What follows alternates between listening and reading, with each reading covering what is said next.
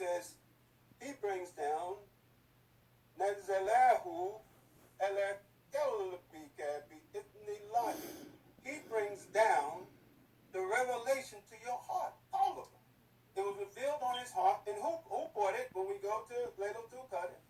It was Jibril who brought the Quran to Muhammad the Prophet ﷺ in the night of power. And Allah says, Tanazalu malaikatu, right? Therein comes down the angels in the spirit by the permission of Allah, right? By the permission of Allah, obeying every command. And here 97, ayat 97 ties in with Surah 97. And it continues. It says about Allah's will and a confirmation of what went before it, and guidance and good news for those who believe. So it ties in with that ayat 97 in Baqarah, we talked about that the other day, that yes, it mentions Jibril, and on that night, Laylatul Qadr, Jibril brought the revelation to Muhammad the Prophet, and it revealed upon his heart, right? And it said by the permission of Allah, and that's what Laylatul Qadr say. Tanazalu malaikatu wa ruhu fiha bi idni rabbihim min kulli amri. Therein comes down the angels and the spirit by the permission of Allah, obeying every command. And here it mentions the same thing, on his heart by the permission of Allah, and as what? And as good news, right? Yes, and a confirmation of the scriptures that came before. It says, Yadehi hudan wa bushra lil mu'minin, and as guidance and good news to the believers. And you know, guidance, right? Quran. That's what it says in 97. And that's what came in Laylatul Qadr. And we know when you go to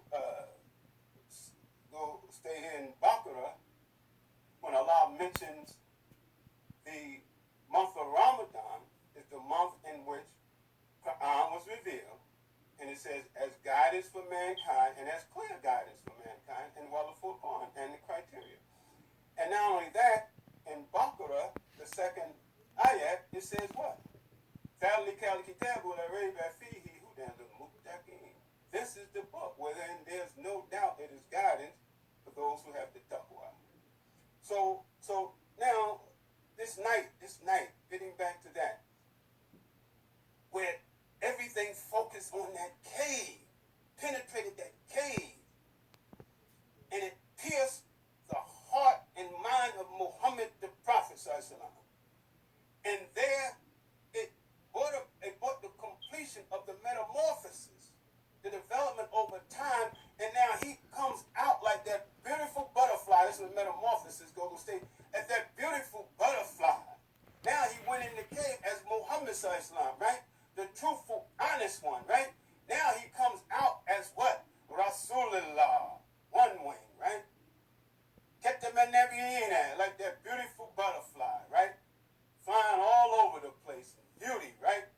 Alhamdulillah, Rabbil Amin. So he comes out of that cave, a new man. And Allah says in Surah Rahman, very important, Bismillahirrahmanirrahim. Ar-Rahman, the most gracious, the merciful benefactor, whatever. But El-Amin, Quran. He taught the Quran. And what comes next? Khalaqal insan. And then he created man. And that's Muhammad the Prophet. And then once Quran came, a whole new creation come, right? So as an act of his grace and mercy, he taught Quran, gave Muhammad the Quran, right? And created a new man, as Aisha radiallahu anha said.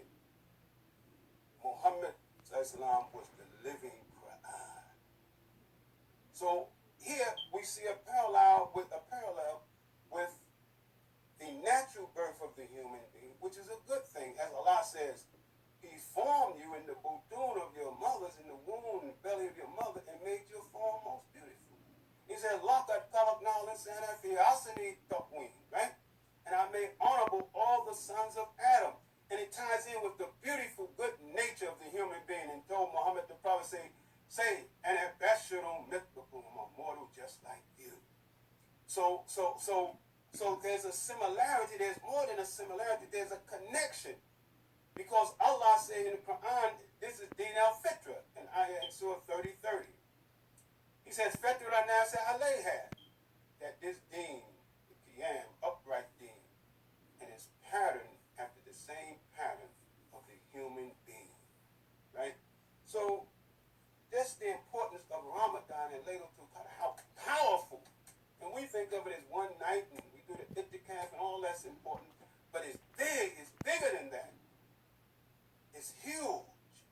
Over eons and thousands and millions of years, creation, pulsating. And then it's no accident that he wasn't just in a cave on the plane. He's in a cave. And it's called Mother Earth. So he's inside the earth, inside Mother, right? And then he's pressed 3 times, just like the trimester. And just as our senses develop, right? And just as that's a wound of mercy, Artaham, his wound, Rahman Rahim, it comes from the same, right? And everything is done for you in that mercy. So, brothers and sisters, now that we're approaching Ramadan, a few days, things are going to be unique. Now let's just take a little time to look at here. That was the night of power, Laylatul Qadr. And we want to get this Qadr because it's different, it's deep in meaning, just like taqwa. It's determination, predetermination, it's power. It means a lot, right? You know, that Qadr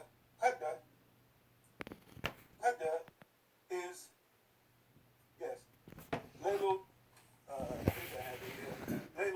Qadr, yes, here, Laylatul Qadr, the pause in the D, Laylatul Qadr, this okay. This word Qadr, we're familiar with that because in Quran, in, I think it's Surah 87, so we're talking 97, but I think Surah 87 is El-Ala. El-Ala. I believe so. El-Ala. Anyway, if it's not, we can still make our point that Allah says, He tells of this, something of this qadr that's associated with us. Let's see. Yes, it is 87. Alhamdulillah. 10 surahs before this one. The Most High, El-Ala. And how does that go? Bismillahirrahmanirrahim. Sabbi hismi rabbika El-Ala. Glorify the name of your Lord, your Rabb. And what was said to Muhammad? Ikra bismi rabbika alladhi khalaq. Read in the name of your Lord. And every surah except 9 says what? Bismillah. So here it says, Sabbi hismi rabbika El-Ala. Read, it says, glorify the name. And then we'll get into that. Glorify the name of your Lord, the Most High. And what does Allah say? This Quran is beautiful. We take our time. Read it often. We'll be reading it during Ramadan, but read it. It's our guidance. Muhammad the Prophet said, I'll leave you 2 things. The Quran and my life example. Right? And here, and what it says, El-Ladhi Qallaqa Fasawwa. Read in the name of your Lord, the Most High, who did what? Who created you and sawa, balanced you, level. It's level. It means level, straight across. When we stand up for salat, make the line straight. So who created us and gave us balance, proportion, right? Duly proportion us, right? And this balance, this sawa, is with balance. And let us know that Allah created us to be not extreme, but to be balanced and level. The third ayat, وَالَّذِي قَدَّرَ فَهَدَى. قَدَّرَ. And he measured them. They'll put, I'm reading here, they say, who measured and granted guidance, but qadar. But here, who gave you the power, the ability to follow the guidance. You see, وَالَّذِي قَدَّرَ فَهَدَى. That he created us